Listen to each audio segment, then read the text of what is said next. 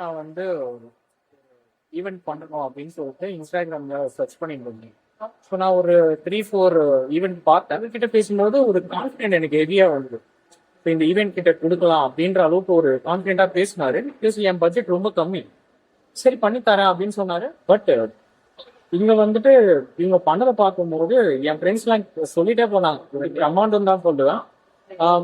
நான் காசு கொடுத்து ஒரு விஷயம் பண்ணேன்றதை விட இவங்க போட்ட எஃபர்ட் ரொம்ப ஹெவியா இருக்கு. பட் ஃபுட்டோட குவான்டிட்டியும் சரி, குவாலிட்டியும் சரி, இவங்க உபசரிச்ச விதமும் சரி, எல்லாமே பர்ஃபெக்டா இருந்துச்சு.